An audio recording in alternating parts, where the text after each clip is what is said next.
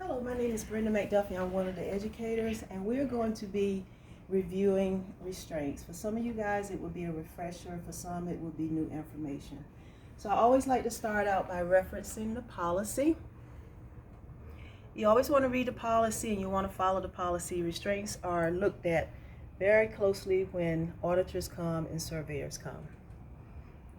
Within the policy, you will see attachments. Make sure that you read those attachments as well. Least restrictive measures, you want to always address pain, potty, positioning, perimeter, making sure the patient has everything he or she needs. Distraction, do anything to not have to put your patients in restraints. Least restrictive measures, mittens. I think of the pickers, patients that like to pick their IV dressing apart. This would be a great option for those patients. You may use 1 or 2 mittens. And as it stands right now, these are not restraints. But if you tie the mitten to the bed, it becomes a restraint, and you will need to follow the policy. Next option is the roll belt. Patients that like to try to escape and elope, this is a good option for them. If you notice, the roll belt is very bulky. You may need your CNA's assistant when applying this roll belt. The roll belt is very bulky. It comes in 2 pieces. This piece goes around the patient's waist, and this piece actually secures the patient to the bed. Okay. Very important if you're going to use a roll belt to put it on top of the patient's gown and not directly on the patient's skin. Okay. So to apply the roll belt, once again, we have Velcro to Velcro, and we have the lock, and you secure the lock. And then you have 2 straps on either side. Okay?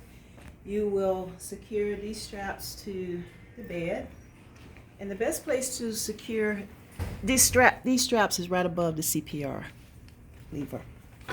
You want to tie a quick release knot.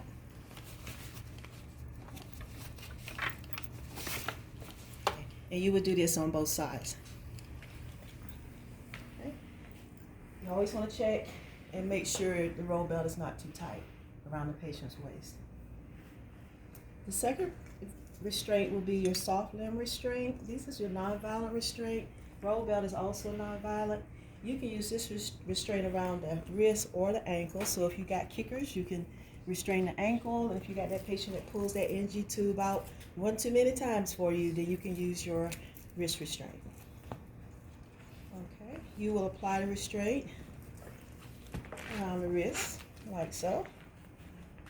Velcro,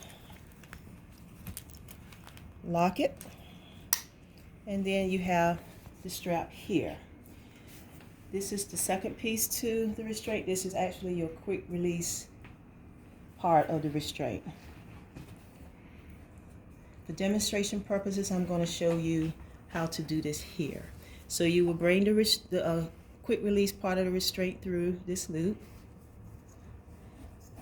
Bring this through, and notice this is adjustable, and secure the restraint. Once again, you can use this restraint on the wrist or either the ankles. Okay, quick release, just open it up, let it go.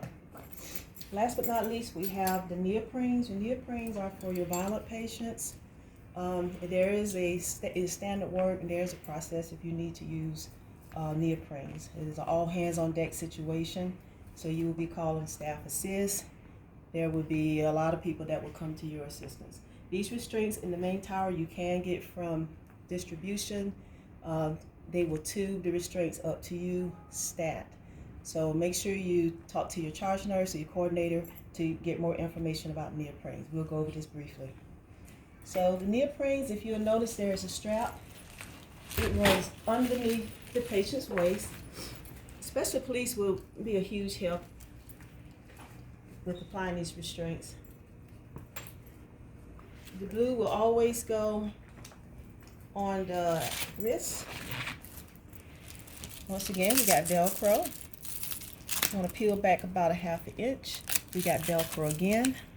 Then we have this strap, and we have 2 D-rings The strap will go through both D-rings and then between the D-rings.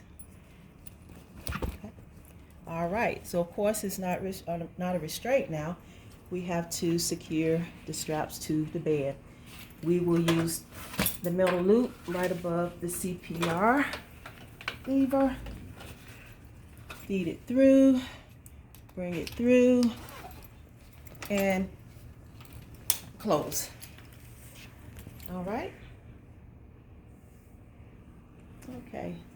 Same thing on the other side. Your ankles, straps are always going to be red. The red goes down here because it's a shorter distance between the ankles. So we want to fold this back about a 1/2 inch.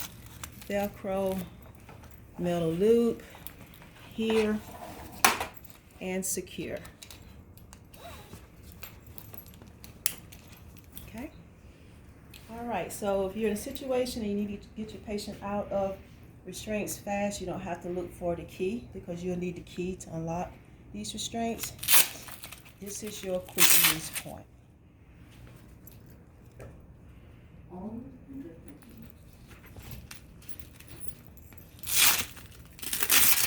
Okay.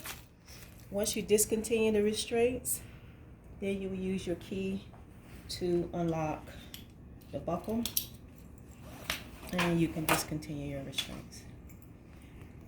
Please refer to the restraint used for adults and children policy when you are applying any restraints. Thank you.